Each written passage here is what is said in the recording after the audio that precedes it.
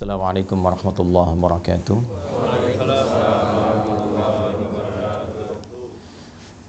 Alhamdulillahilladzi aqsama bis-subhi idza tanaffas. Wassalatu wassalamu ala Rasulillah nabiyyina wa sayyidina Muhammad ibn Abdullah alladzi ub'ida 'anil waswas wa 'ala alihi wa sahbihi wa dhurriyyatihi wa ummatihi ila yaumil mi'ad alladzi nabda'u fihi tanaffus. Wa ba'd. Jamaah sekalian yang dirahmati Allah Subhanahu wa taala. Alhamdulillah, di kesempatan pagi hari ini waktu Indonesia bagian barat di sana dan waktu Jepang di sini 2 jam berbeda, kita lebih cepat. Tapi dalam kecepatan 2 jam itu kita masih diberikan kesempatan oleh Allah untuk beriman. Ini nikmat yang penting untuk kita syukuri, karena di antara sekian orang berkehidupan di hari ini belum tentu keseluruhannya bisa mendapatkan anugerah iman. Di antara sekian orang yang mengatakan dirinya beriman kepada Allah, alhamdulillah kita yang masih diberikan kekuatan untuk membuktikan keberimanan kita kepada Allah dengan menunaikan ibadah salat subuh berjamaah di Masjid Indonesia Tokyo ini. Semoga sholat kita diterima oleh Allah Subhanahu wa taala. Doa-doa kita diijabah dan zikir-zikir kita insyaallah juga diperkenankan dengan penerimaan yang baik si Allah Subhanahu wa taala. Alhamdulillah, yang pertama ini syukur dan kebahagiaan tersendiri kami diberikan kesempatan kembali untuk membersamai jamaah di Masjid Indonesia Tokyo ini, di masjid yang sama-sama kita berjuang untuk bisa menghadirkannya. Dari awal peresmian juga saya menghadiri dan mengikuti kegiatan dari sejak bahkan Ramadannya, di luar Ramadannya. Dan kita ingin mengingatkan dengan beberapa kawan-kawan yang mungkin masih menggunakan seragam koko kebanggaan dan kebahagiaannya itu, Mas Uwais, Mas Yusuf dan kawan-kawan lainnya. Saya ingin mengingatkan bahwa masjid ini didirikan dengan dasar satu, kolektivitas keislaman yang kuat. Di sini ada semangat untuk berjamaah, semangat untuk membangun kerukunan, dan betul-betul berjuang untuk bisa memperkenalkan Islam dan meningkatkan ibadah kepada Allah Subhanahu wa taala, khususnya di lingkungan Tokyo dan pada umumnya di Jepang. Mudah-mudahan niat dan seluruh apa yang kita harapkan itu sampai hari ini masih dicatat oleh Allah sebagai amal soleh untuk kita semuanya. Teman-teman sekalian, subuh itu memiliki keistimewaan yang unik, baik di dalam Al-Quran juga di dalam keterangan hadis-hadis Nabi Muhammad sallallahu alaihi wasallam. Saking unik dan istimewanya, Nabi bahkan memberikan contoh langsung yang kelak akan diikuti, bahkan diburu oleh para sahabat, baik yang senior dan yang paling menarik juga berkompetisi di dalamnya sahabat yang junior. Sampai saking inginnya mengetahui aktivitas Nabi dalam mempersiapkan subuh ini, ada sebagian nanti sahabat junior yang ingin mengetahui lebih dalam sampai lingkar terdekat Nabi. Ada yang mencoba menginap di kediaman kerabatnya untuk mengetahui bagaimana Nabi bangun dari tidurnya hingga mempersiapkan subuh beliau sallallahu alaihi wasallam. Saya akan batasi pada 3 bagian pokok terkait dengan subuh ini, sehingga dengan batasan ini saya berharap kajian kita efektif. Yang pertama, karena kita hanya akan sampai pada jam 6.30 kurang lebih. Yang kedua, dari efektivitas dan fokus pada kajian kita ini, saya berharap ada perubahan kelak, mulai dari hari ini, esok dan selanjutnya, tentang cara kita menyiapkan dan menghadapi serta mengamalkan nilai-nilai subuh dalam kehidupan kita. Jadi subuh itu bukan sekedar sholatnya, dinilai penting, bukan juga bacaannya, tapi ada value-nya yang membimbing kita mengawali aktivitas dalam kehidupan. Secara cepat teman-teman sekalian, di dalam Al-Quran satu-satunya nama sholat yang diperkenalkan dengan 2 nama itu hanya sholat subuh. Yang lainnya ada yang disebutkan dengan namanya sekali, ada yang diisyaratkan dengan waktunya saja. Tapi subuh dia menjadi spesial karena disebutkan kedua namanya sekaligus, yang memberikan isyarat pedoman berkehidupan bagi setiap muslim khususnya dalam mengawali aktivitasnya. Jadi saya buka dengan satu gambaran begini dulu. Di Islam itu tidak ada satupun nama dan juga tuntunan dalam ibadah kecuali seluruhnya mengandung makna dan hikmah. Baik ya? Dari namanya, kemudian terkait dengan pelaksanaannya, ritualnya, itu bukan ritual hampa yang cuma kita bergerak-gerak, tidak. Di dalamnya ada maknanya, setiap bacaan ada artinya, bukan sekedar terjemahan, tapi juga mengandung pedoman dalam berkehidupan. Dituntun kita dalam menjalani hidup dari makna-makna yang kita dapatkan dalam proses ibadah itu. Karena itulah setiap ibadah dalam Islam itu selalu akan memberikan peran perubahan pada perilaku dan kehidupan kita. Saya ambil contoh begini. Apa parameter keberhasilan orang sholat itu? Ya? Nah, nanti ditinjau dari 2 bagian. Secara fikih, keberhasilannya benar dia. Dibuka dengan takbir, ditutup dengan salam. Diiringi dengan keikhlasan. Itu tinjauan fikih. Nah, ketika benar menunaikan secara fikih, kewajiban kita terangkat. Baik ya? Yang kedua, dituliskan pahalanya. Ini bekal akhirat. Tapi nanti parameter dampak dunianya apa?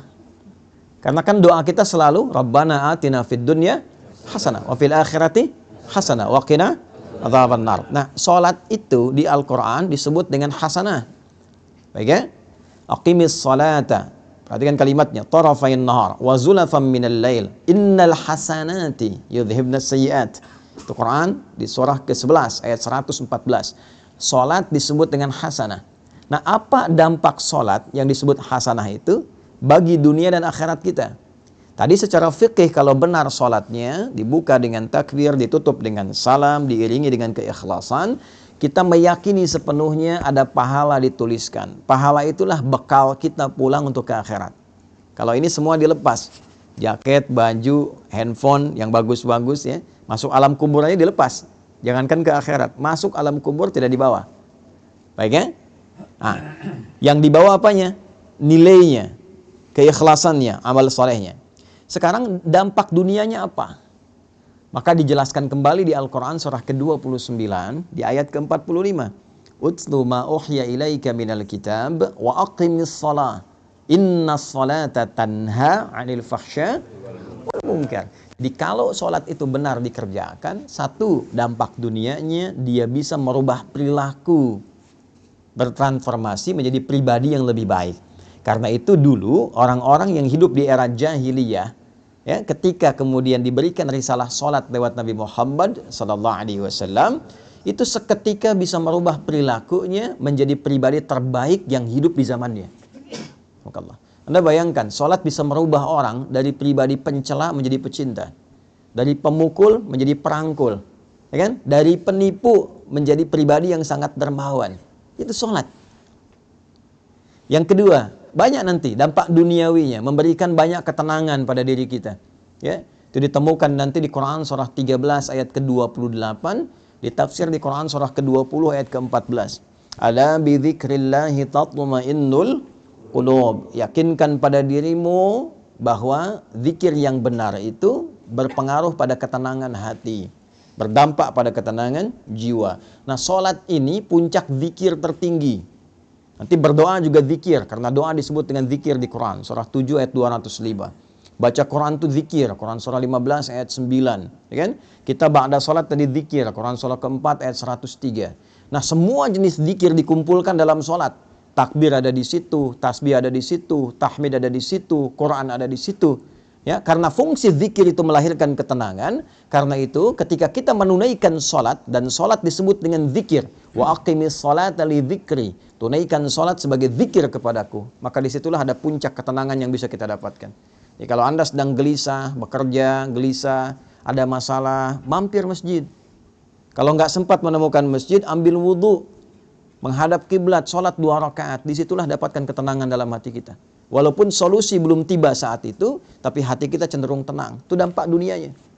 Jadi tidak ada ibadah di dalam Islam yang tidak punya makna.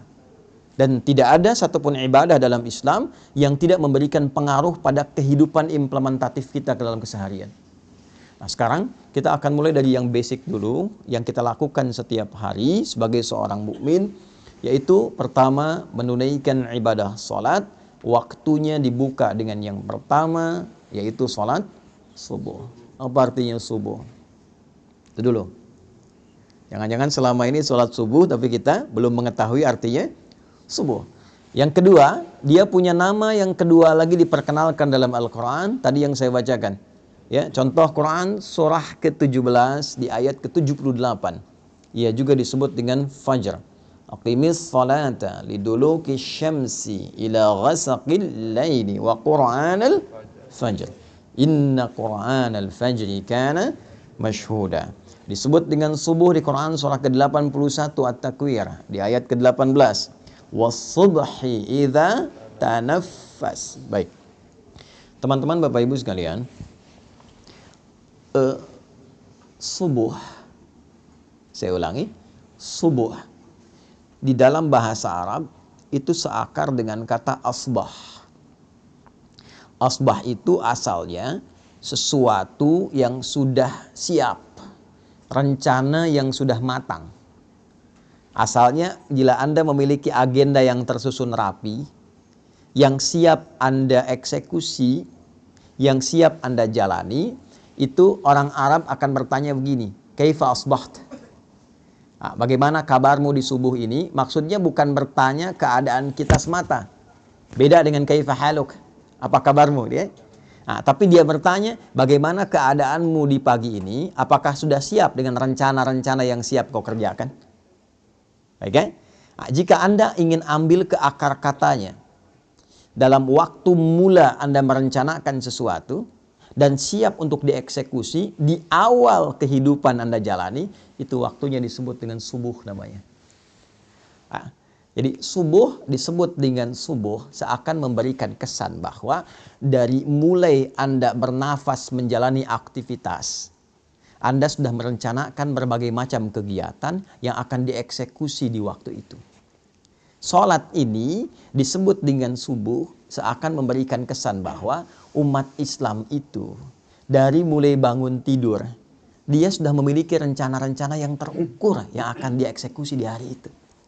Jadi tidak ada sikap seorang muslim sejatinya, kecuali saat bangun tidur itu dia sudah punya rencana kegiatan yang jelas. Anda jam 7 mau di mana hari ini? Jam 8 mau kerjakan apa? Jam 12 nanti mau di mana? Sholat asar ditunaikan di masjid mana? Jadi pribadi muslim itu, menjadi muslim adalah menjadi pribadi yang teratur. Menjadi muslim, menjadi pribadi yang terencana. Jadi diajarkan kita dalam sholat, dipaksa kita bangun untuk kebaikan kita, tapi juga dituntun untuk merencanakan semua kegiatan kita, bahkan semakin tinggi iman dan takwanya, dia merencanakan sampai akhiratnya. Itu yang dimaksud Quran surah 59 di ayat ke-18. Ya ayyuhalladzina amanu taqullaha wal tanzur nafsum ma qaddamat lighad. Ya, itu disebutkan 361 kali dalam Al-Quran. Huruf nida panggilan, nidaul qarib, mutawassit wal ba'id. Huruf memanggil orang-orang dengan jarak yang dekat, menengah ataupun jauh. Seakan Allah ingin katakan begini, hei semua orang yang telah menyatakan dirinya beriman kepadaku. Mau kalian merasa bertempat yang dekat, menengah, ataupun merasa di tempat yang jauh? Ayyuha disebutkan 150 kali dalam Al-Quran. Ayyunya munada berfungsi menguatkan, haknya tanbih berfungsi mengingatkan. Aku tegaskan, aku ingatkan pada kalian semua. Alladzina disebutkan 1080 kali dalam Al-Quran. Mencakup laki-laki, perempuan, besar, kecil, tua, muda, apapun strata kehidupannya. Siapapun kalian, besarnya pangkat, tak punya jabatan, apakah merasa hartanya melimpah atau cukup hidupnya, berilmu atau sedikit ilmunya, tanpa kecuali aku tidak bedakan, kata Allah, sepanjang kalian masih menyatakan dirinya beriman. Ittaqullah.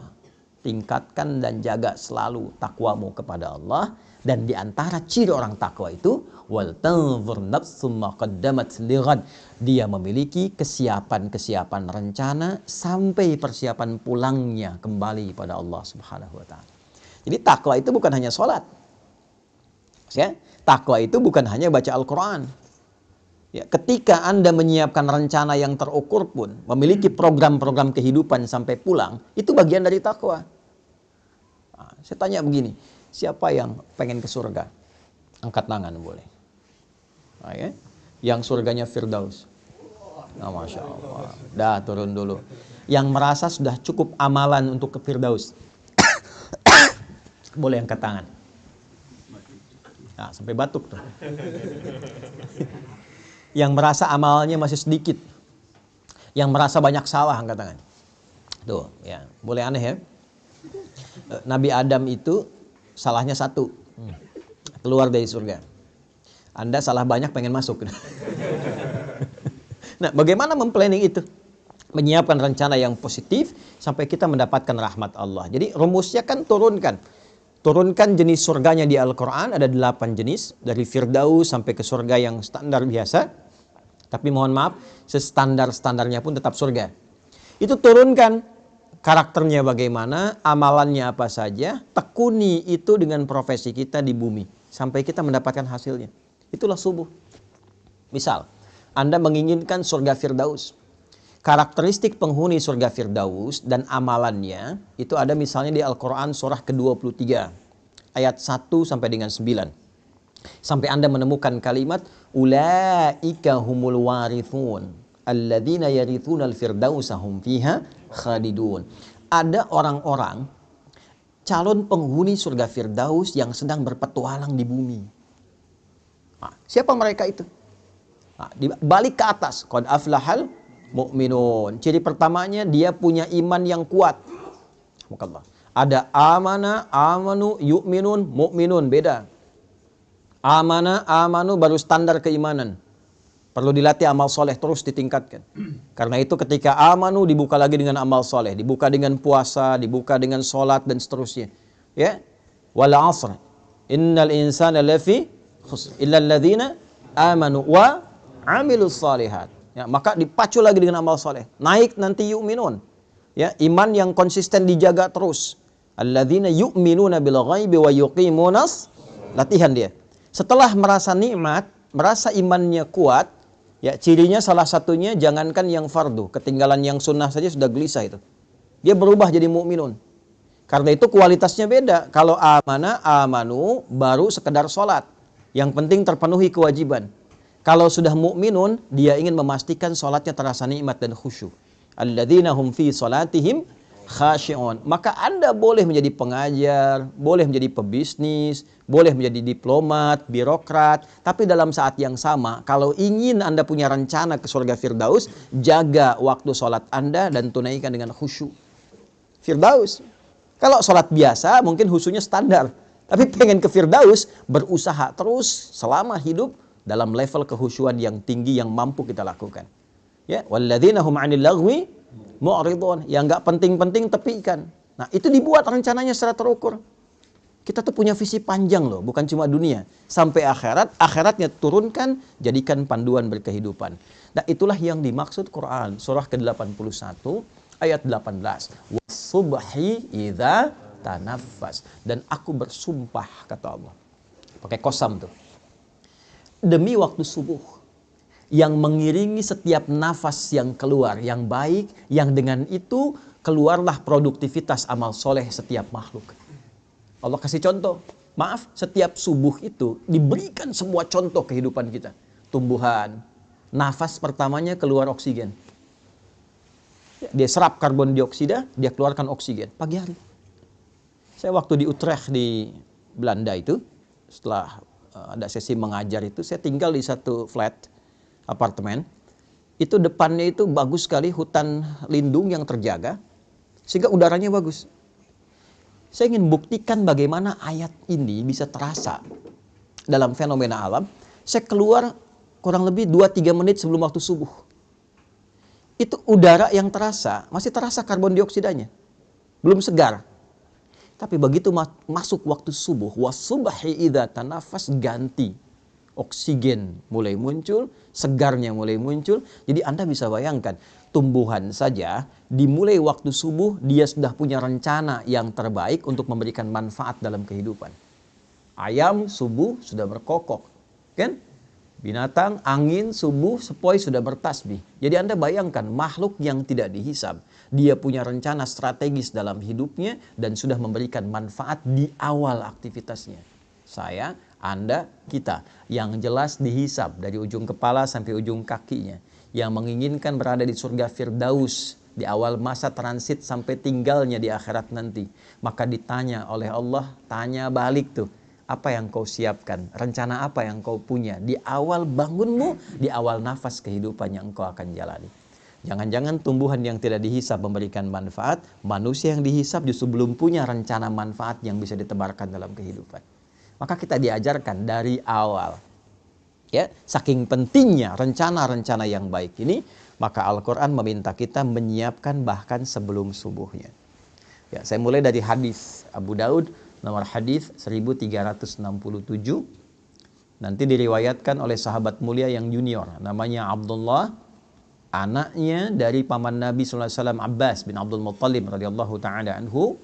Perhatikan kalimatnya, beliau meriwayatkan, dan riwayat ini sangat penting, dari 2000 riwayat yang pernah beliau sampaikan. Qala an Ibnu Abbas radhiyallahu ta'ala anhuma qala kana an-nabiy sallallahu alaihi wasallam. Ibnu Abbas ini meriwayatkan hadis ini sampai beliau meminta menginap di rumah bibinya Sayyidah Maimunah. Jadi kalau nanti Anda yang umrah atau haji, mudah-mudahan yang belum bisa segera ya untuk berangkat. Nah, itu tidak cukup dengan amin, nabung tuh ya. Nabung berdoa ya.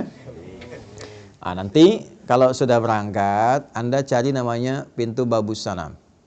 Dari Zamzam patokannya belok kanan.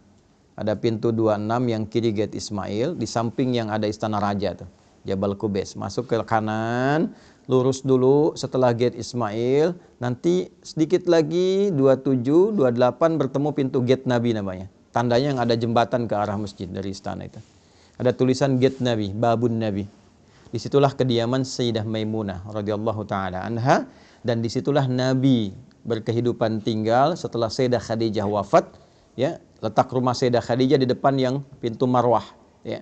Nah, di gate Nabi ini beliau pernah tinggal di kediaman Sayyidah Maimunah. Ibnu Abbas kecil tinggalnya di samping pintu Babus Salam.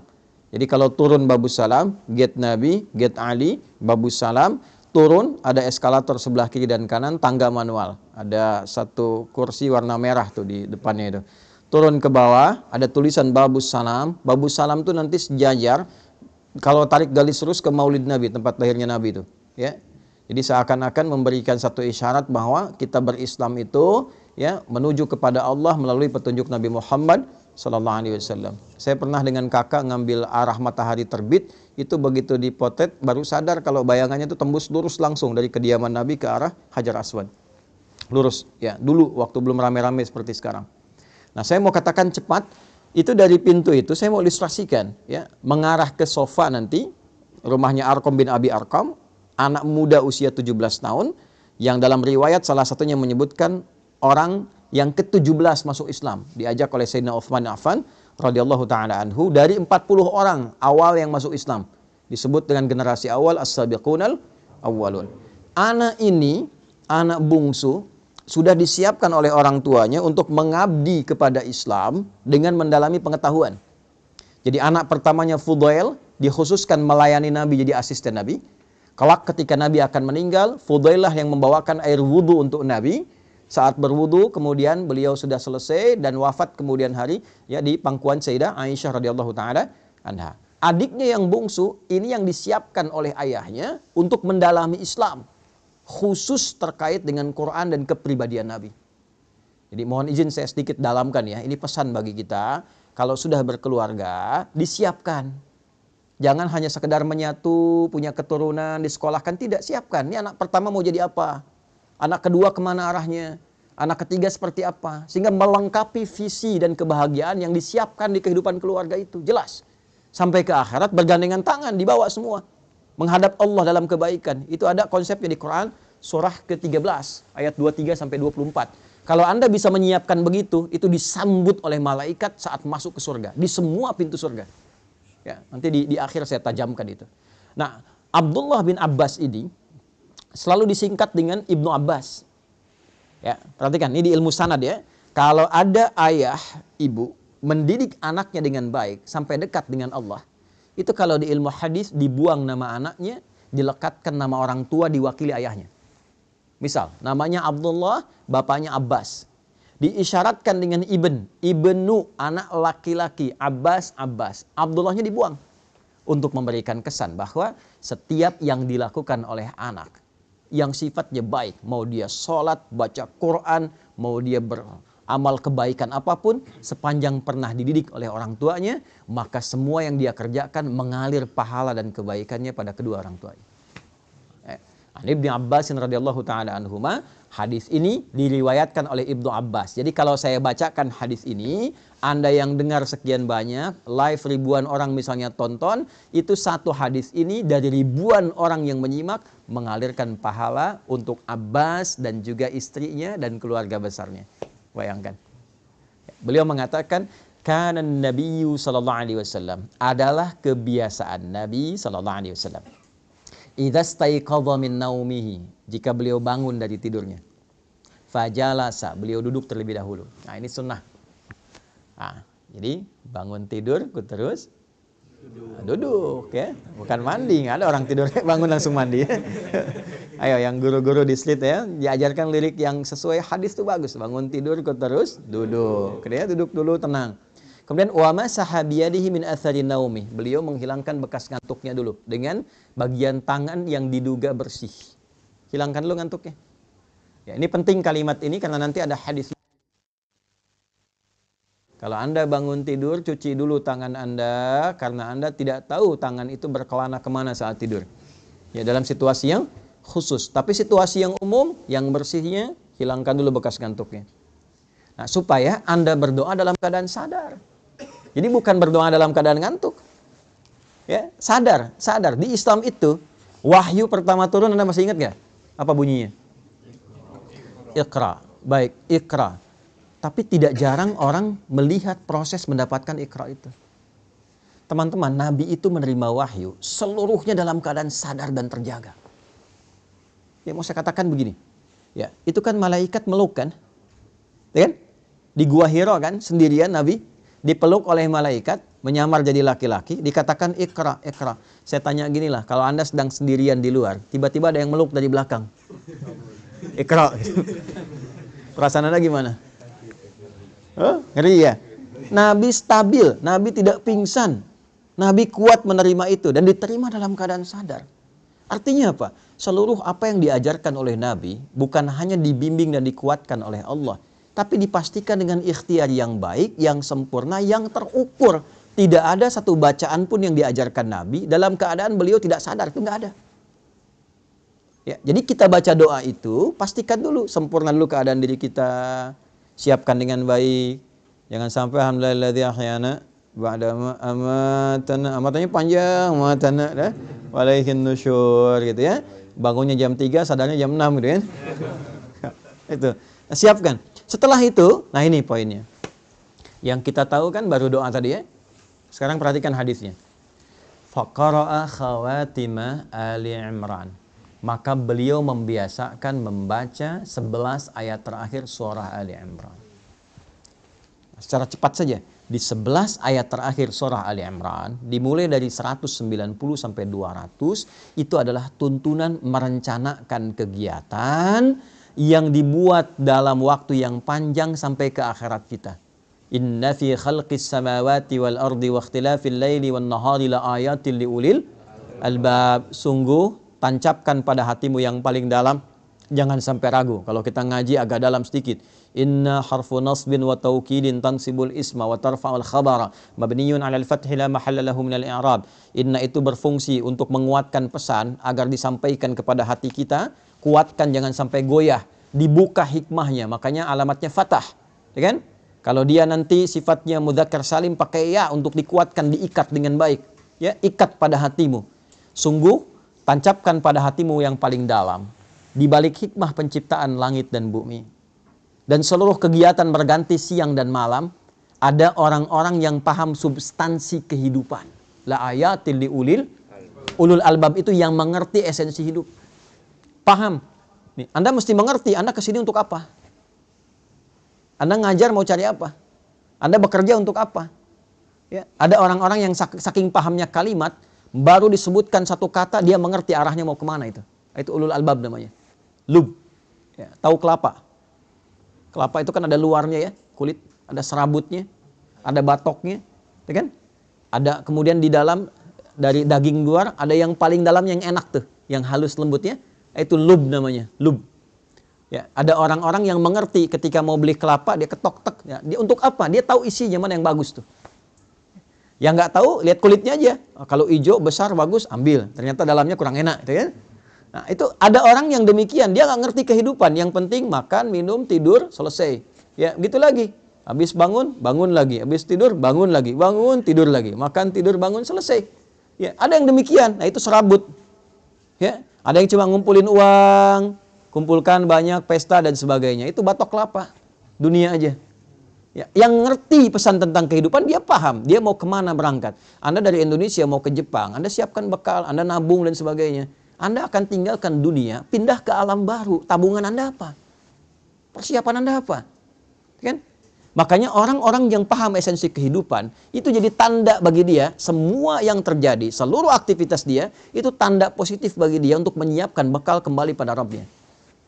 Alladzina yadhkuruna Allah qiyaman wa qu'udan wa 'ala junubihim wa yatafakkaruna fi khalqis samawati wal ard. Maka tafakur itu adalah meruntutkan ya segala jenis aktivitas disusun dari awal secara sistematis.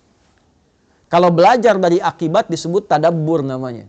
Menganalisis disebut dengan tanadzur. Tapi tafakkur dari kata tafakkara yatafakkaru. Ya, mengambil semua rencana kegiatan, disusun dengan rapi, ya, dimitigasikan untuk dipraktekkan.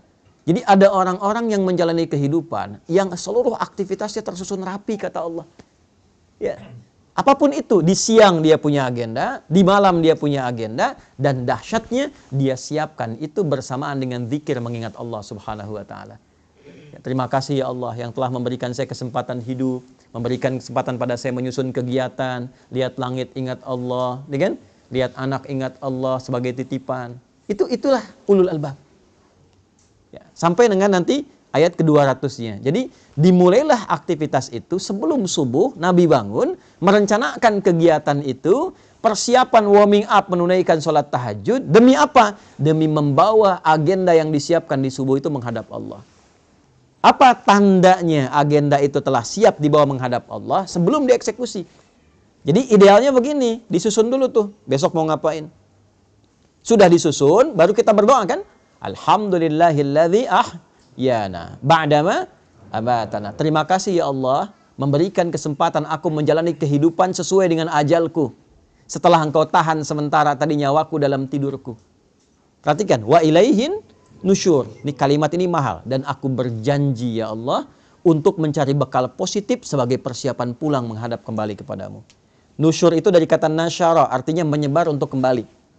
Jadi kalau Anda nyebar, balik lagi ke sini pekan depan, itu namanya nasyara, nusyur. Ya, penyebaran spesifiknya disebut intasyara, menyebar, intasyara yantasyir. Nah, kita ini menyebar untuk balik ke Allah, maka kita katakan wa ilaihin nusyur. Jadi setiap kali Anda bangun tidur, kita katakan ya Allah, saya pengen cari bekal yang baik hari ini sebagai persiapan pulang menghadap kepadamu. Nah, persiapan itulah yang kita rinci satu-satu.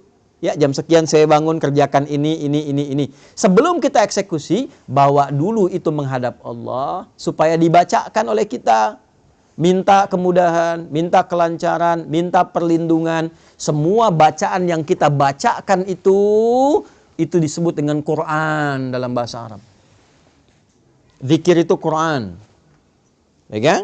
Doa itu Quran. Bacaan-bacaan kita Quran. Kalau yang dimaksudkan Al-Fatihah sampai dengan An-Nas, tambahkan alif lam di depannya, menjadi Al-Quran. Jelas? Baik ya? Al-Quran, kalau pakai alif lam, kayak artikel the dalam bahasa Inggris. Ya, there are so many cars outside. Itu banyak tuh mobil di luar tuh. Tapi kalau kita katakan the car, is yours. Ya, tapi yang ini itu punya Anda. Oke? Okay? Itu kayak artikel Al-Quran khusus untuk firman Allah yang disampaikan melalui malaikat Jibril pada Nabi Muhammad SAW dari Al-Fatihah sampai An-Nas, berpahala dan beribadah kita dalam membacanya. Itu Al-Quran. Tapi kalau Quran itu semua bacaan yang kita sampaikan pada Allah. Ya, agenda kita, doa kita, harapan kita, zikir kita, istighfar kita itu digabungkan semua jadi apa? Quran. Maka susun itu agenda kita, harian kita. Nanti tandanya apa? Saat matahari sudah memancarkan sinar pertamanya, membelah kegelapan malam. Pancaran sesuatu pada yang positif, membuka sesuatu yang terang pada nilai kebaikan, disebut fajar namanya. Pancaran yang negatif, yang mengarahkan pada keburukan, disebut fujur namanya. Ada fajar, ada fujur. Pancaran materi yang keluar secara fisikal, memancar tuh dari bawah ke atas, disebut infajar namanya. Tiga-tiganya ada di Quran. Contoh, Anda mau bor tanah, ya supaya keluar air misalnya. Ya, begitu Anda bor, keluar airnya. Itu bahasa Arabnya namanya infajar. Nabi Musa punya tongkat, dipukulkan ke batu, ya maka batunya terbelah, keluar 12 mata air. Al-Baqarah ayat 60. Wa idhistasqa Musa liqaumihi faqulna idrib bi'asakal hajar fanfajarat minhu 12 aina, infajar, keluar 12 mata air. Ya, tongkat Nabi Musa kayu dipukulkan ke batu, kuat batu secara material. Tapi ketika tongkatnya mukjizat dipukul, batunya yang belah. Ya, keluar 12 mata air. Anda punya tongkat emas, pukulkan ke batu, ya, keluar 12 air mata tuh, pecah tongkatnya.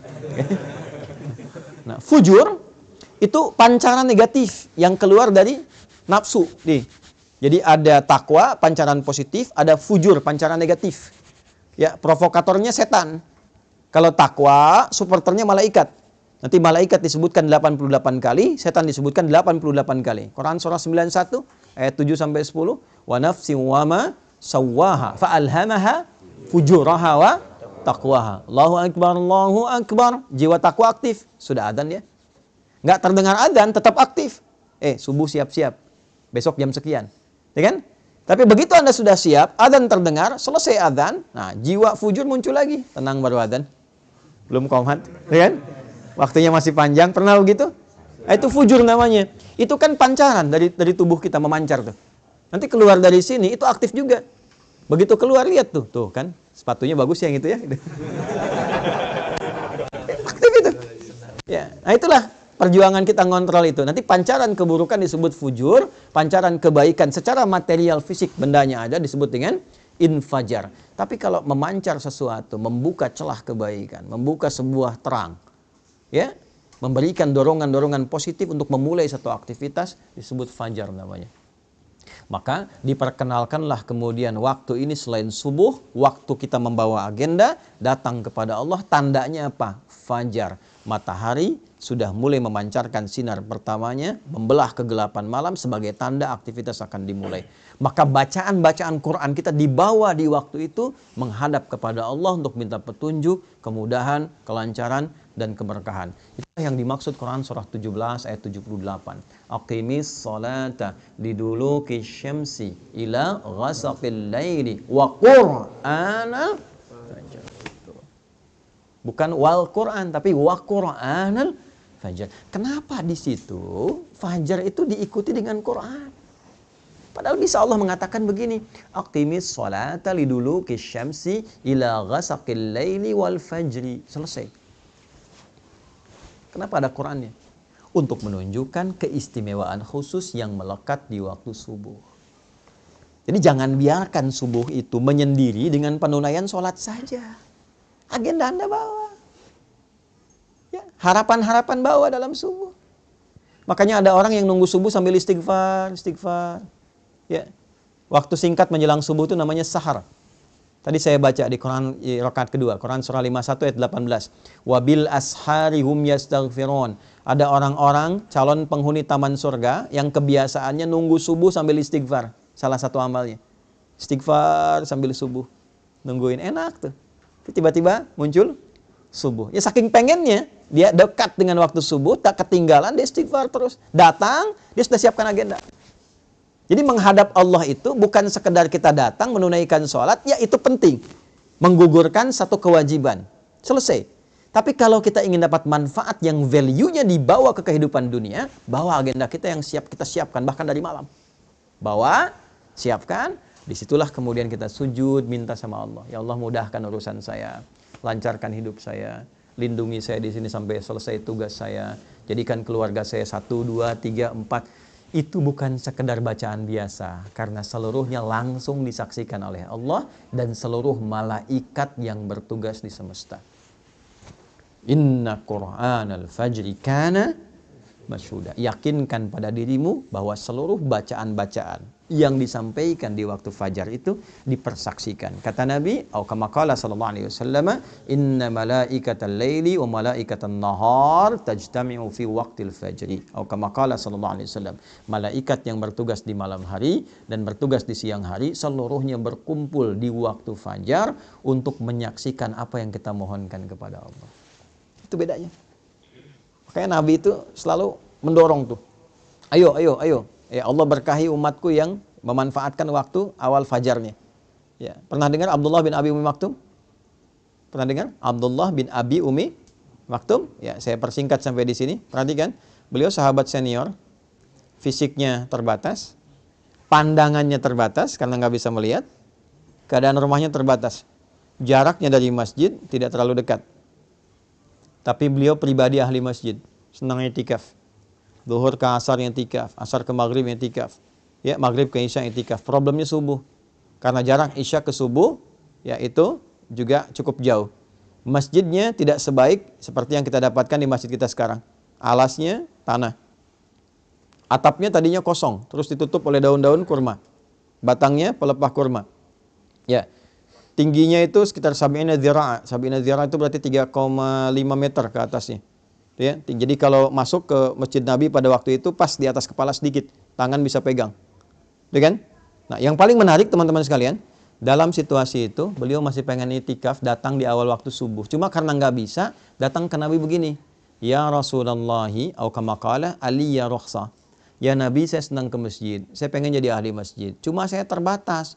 Jarak rumah ke masjid tidak terlampau dekat. Mata nggak bisa lihat. Ya, subuhnya juga tidak mudah. Boleh nggak saya punya rukhsah, keringanan, supaya menunaikan subuhnya di rumah? Nabi tidak mengiyakan, tidak melarang. Perhatikan jawabannya. Kata Nabi, atau kama qala sallallahu alaihi wasallam, atasma'ul adzan, apakah engkau masih mendengar adzan? Kata beliau Abdullah bin Abi Maktum, bala ya Rasulullah, kama qala, ya Rasulullah. Perhatikan kalimatnya. Madum tatasma'ul adzan atau kama qala fa'addiha fil masjid. Selama engkau masih bisa mendengar adzan, maka tunaikanlah itu di masjid. Bayangkan. Di-highlight oleh para ahli hadis, satu adzan terdengar. Tuh. Ya kan? Diketahui. Ya, yang penting wasilahnya sampai. Al-hukmu yaduru ma'illati. Kalaupun nggak bisa terdengar keluar, artinya kita paham waktu sholat. Kalau yang bisa terdengar di Osaka tuh boleh terdengar tuh, ya masih bisa tuh keluar tuh, ya itu bayangkan maksudnya apa? Yang adzannya pun adzan yang baik supaya terdengar nyaman orang ke masjid.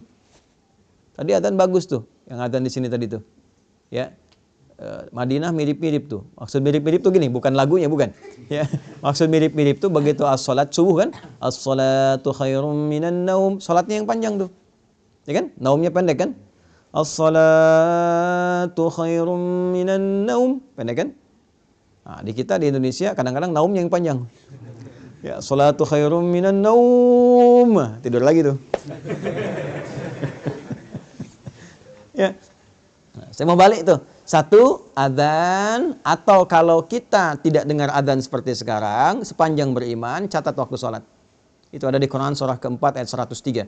Inna salata kanat 'alal mu'minina kitaban mauquta. Kalimat bebasnya, orang beriman itu tahu waktu sholat. Jelas? Oke. Selanjutnya apa?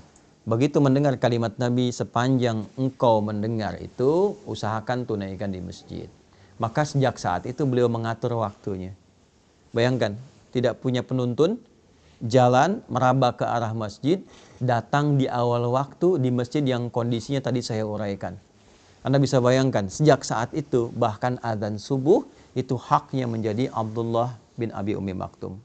Milik Abdullah bin Abi Ummi Maktum radhiyallahu taala anhu. Jadi Bilal itu naik menjadi adzan pembuka. Bilal adzan pembuka sebelum subuh tiba untuk mengingatkan siap-siap waktu subuh. Sejak peristiwa itu saking pentingnya subuh. Saking pentingnya. Setelah itu Abdullah bin Mas'ud radhiyallahu taala anhu baca Quran 50 ayat sebagai persiapan bagi masyarakat. Ayo siapkan agenda, siap-siap ke masjid, waktunya penting, mohon sama Allah.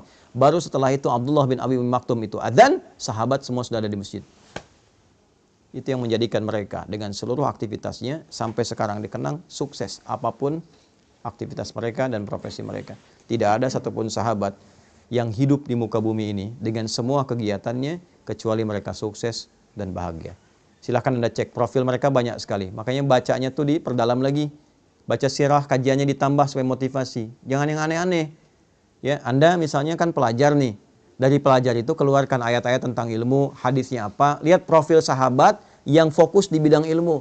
Ali bin Abi Thalib belajarnya bagaimana? Sampai pakar di bidang matematika. Itu bukan hanya tahu tafsir, hadis. Beliau itu paham matematika apa. Anda kalau ngaji tafsir, ada tafsir tuh bagus ya. Namanya Al-Jawahir, karya Tontawi Jawahari. Itu bagian terakhirnya ada kitab Lataif namanya judulnya itu.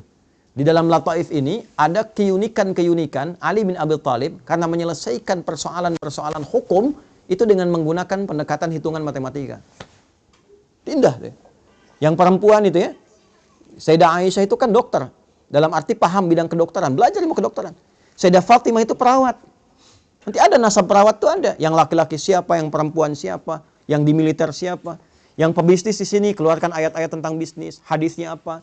Profil sahabat Nabi itu siapa yang pebisnis? Entrepreneurnya siapa saja? Ya, silahkan Anda cek keluarkan. Begitu caranya. Bagaimana orang sudah wafat, hartanya, aktifannya masih ada sampai sekarang. Utsman itu sudah meninggal, cuma beli satu sumur, dikonversi sekarang jadi hotel. Orangnya sudah meninggal. Hotelnya dibuat oleh pemerintah Saudi, ya kan? Setelah itu dijadikan kemudian wakafnya Utsman bin Affan radhiyallahu taala anhu, hasil yang disimpan di bank Saudi disedekahkan untuk kepentingan umat Islam. Orangnya sudah wafat 15 abad yang lalu. Apa ada YouTuber di masa Nabi? Tapi jangan salah, orang-orang media ada, sampai turun ayat banyak. Wa idza ja'ahum amrun minal amni awil khaufi adza'u bi. Ada tipikal orang-orang sakit yang apapun bisa jadi konten baginya katanya. Itu ada di Quran. Ya, jadi apa saja jadi konten, bikin konten, upload lagi. Uploadnya pakai syair. Lihat apa saja bikin konten, apa saja bikin konten. Sampai turun ayat. Selektivitaslah dalam bikin konten itu. Yang baik-baik tampilkan, jangan bikin hoax. Maka turun ayat-ayat tentang hoax. Cuman medianya tidak seperti sekarang. Ya, sekarang lebih berkembang, eranya digital. Ngajinya juga beda. Dulu saya waktu ngaji tasrif masih sorop. Fa'ala yaf'ilu, fa'ala yaf'alu, fa'ala yaf'ulu. Sekarang sudah beda. Taba yatubu yutuban. Pas bakayu Facebookan, ya. Tak takayu taktiku TikTokan, ya. Instagramu Instagraman. Nah, ini yang kita perbaiki sehingga ngajinya itu tulus. Ya, jadi ilmu dipelajari, amal dipraktekkan, manfaat kemudian bisa diraih. Itu terukur semua. Dulu ngaji kita begitu, Fathul Qarib, Fathul Mu'in, macam-macam. Dulu ulama-ulama itu mendampingi Umar. Anda kalau ke Jogja di Kesultanan Jogja itu masih ada tuh. Ya, kumpulan-kumpulan hazanah awal untuk keislaman di situ. Ada ngajinya tuh. Ini pembahasan Fathul Qarib yang ngajar siapa, Fathul Mu'in yang ngajar siapa, muftinya siapa, ya dalamnya siapa, sampai begitunya. Dan dipraktekkan dalam kehidupan. Makanya desain kotanya pun terukur. Silakan Anda cek kalau nggak percaya. Di mana ada masjid, depannya ada alun-alun, sampingnya ada pasar dan sebagainya. Itu bukan sesuatu yang biasa, terukur. Oleh karena itu saya kembalikan dan saya tutup, teman-teman, saya ingin mengajak. Jadi jangan sampai kita menunaikan ibadah hanya sebatas memenuhi kebutuhan ritual semata. Walaupun itu sah secara hukum. Tapi kalau ingin merasakan nikmatnya berislam, bawa nilainya, praktekkan dalam berkehidupan. Anda kalau nggak tahu nikmatnya, mohon maaf ya, belum tahu nikmatnya, la yasraqu min qaum. Hai orang-orang beriman, jangan saling mencela. Praktekkan ayat itu, tidak saling mencela. Baru terasa berislam itu bagaimana. Kalau mau tahu nikmatnya berinfak, bawa itu, cari orang, dekatkan dia, bikin program di KMI. Dulu saya pernah inisiasikan tuh. Ya, tidak semua orang di Jepang itu kan, mohon maaf, ya punya kemapanan. ya, pemahaman dalam materi, termasuk orang kita ataupun orang Jepang tetangga kita dan sebagainya. Kenapa nggak kita praktekkan untuk mendapatkan indahnya berislam? Masak bagi dengan tetangga, ya, ada lansia-lansia butuh perhatian, tengokin bareng-bareng, ya kan? Jagain, bahagiakan dia, kirimkan bunga, sampaikan. Ketika ditanya Anda begitu baik, katakan Islam yang mengajarkan saya untuk bersikap seperti ini. Baru Anda rasakan keindahan Islam itu di situ. Ya, jadi kalau cuma kita praktekkan ibadahnya, baru terasa spiritualnya, tapi kita tidak merasakan dampak-dampak kehidupan duniawinya. Nah, ini yang barangkali saya ingin dorong supaya 3 bagian yang tadi saya sampaikan, 1 pemaknaan tentang subuh, 2 korelasinya dengan fajar, dan 3 implementasinya dalam kehidupan kita, sehingga insya Allah besok-besok kalau kita menunaikan subuh lagi, kita sudah siap dengan agenda apa yang kita siapkan dalam kehidupan kita. Nanti koreksi di siang hari, sampai siang itu tercapai enggak? Apa yang belum jadi ibadah? Makanya siang disebut sholatnya sholat zuhur, bukan nahar. Padahal siang dalam bahasa Arab disebut dengan nahar. Zuhur itu artinya jelas, idhar, jelas, terang. Man amana, tidak didengungkan. Sudah sampai siang, sudah jelas belum capaiannya? Evaluasinya bagaimana? Mengajar Anda sudah benar belum? Berapa yang sukses dari murid yang Anda ajarkan? Pahami itu. Yang kedua, pertanyaan besarnya, dari semua yang diajarkan itu ada nilai pahalanya enggak? Ada yang kenal Allah enggak? Kan? Mungkin Anda ditugaskan berada di sini. Yang pertama supaya mensujudi tapak-tapak bumi yang mungkin belum pernah dipakai sujud. Peran Anda di sini 1. Yang kedua, sedapat mungkin mengenalkan Allah bagi setiap orang-orang yang hadir di lingkungan ini yang belum tentu kenal Allah. Dan selamat Anda yang terpilih, bukan orang-orang seperti kami. Maka optimalkan itu dalam kehidupan kita. Sampai zuhur, cek. Kemudian saya percepat, asar, bukan sore, tapi asar. Asar itu setiap waktu dan momentum yang mengiringi kita, manfaatkan sebaik-baiknya supaya ada hal-hal positif yang bisa kita kerjakan. Setiap waktu yang Allah kasih, upayakan jadi hal positif. Perilaku positif, kegiatan positif.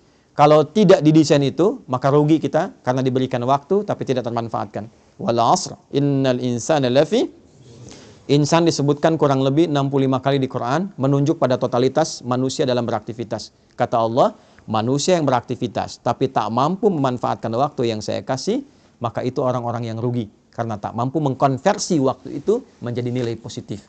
Illal ladzina amanu, kecuali orang beriman. Orang beriman punya visi yang beda. Nah, disinilah dipertaruhkan iman kita.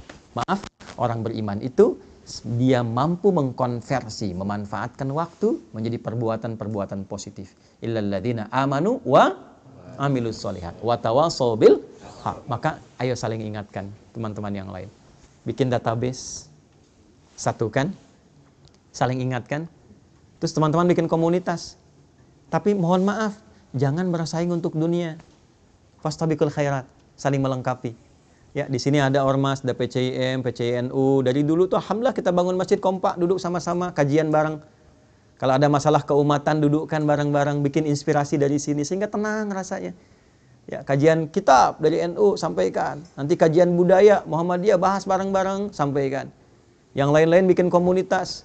Ya, ada teman-teman yang komunitasnya misalnya di Tokyo di sini, ada yang di Ayase, ada yang Yokohama, macam-macam. Satu kan tuh saling melengkapi. Kalau bisa kajiannya melengkapi, jangan semua dibikin sama. Sehingga orang tahu, oh yang pengen kajian ini datang ke sini, ini datang ke sini. Nanti satu-satu silaturahim. Itu yang dilakukan dulu seperti itu. Makanya dari 40 jadi 12.000. Ya, watawassaw bis sabar. Pelajari fikihnya sebelum dilakukan, pelajari dasarnya sehingga kita mengerti apa yang ingin kita raih. Sabar jaga itu sampai muncul akhir penghujung kehidupan kita, maghrib. Walillahil masyriqu wal maghrib. Fa aina ma tuwallu fathamma wajhullah. Kemanapun kita beraktivitas, kita merasa Allah menatap kita, memperhatikan kita. Rasakan kita diawasi oleh Allah. Sampai terakhir, tibalah waktu kita untuk pulang. Sesibuk-sibuknya Anda, asya, harakatnya di atas fathah. Ya, mencari ma'isyah untuk hidup, beraktivitas, berangkat, kerja. Sekarang silahkan. Tapi pada akhirnya semua itu akan turun ke bawah, selesai, purna dan tuntas.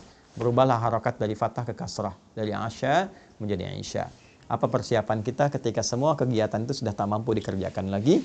Kita berpulang kepada Allah, menutup mata kita dan di situ kemudian berlaku doa terakhir kita, wa ilaihin nusyur, dan kepada Allah lah kita akan kembali. Maka kita katakan bismikallahumma ahya wa bismika amut. Ya Allah, aku hidup berkehidupan, aku pun akan tidur, mungkin ini tidur terakhir yang akan aku kerjakan, dan mataku akan tertutup untuk selamanya. Mohon terima seluruh aktivitas yang aku kerjakan selama tadi. Maka kita istighfar sebelum tidur. Istighfar Nabi sampai 70 kali. Setelah tenang, nyaman, kita tidur. Dalam pun wafat, mudah-mudahan wafat dalam keadaan husnul khatimah. Inilah kurang lebih gambaran subuh sampai tidur kembali. Semoga bermanfaat. Semoga yang hadir saat ini bisa meraih manfaat dan tidak ketiduran, karena sekarang waktu merencanakan kegiatan, bukan waktunya untuk tidur. Saya kira itu dulu pengantar yang ingin saya sampaikan. Kita ada waktu barangkali 15-20 menit sebelum kita akhiri. Saya mohon izin, saya batasi 6:30 karena saya mesti kembali ke flat itu untuk bantu mandikan anak-anak dan sebagainya untuk persiapan ke agenda berikutnya. Ya, saya kira saya cukupkan dulu. Nanti setelah itu kita berdialog. Dipersilahkan pada teman-teman kalau ada hal yang ingin kita diskusikan. Assalamualaikum warahmatullahi wabarakatuh.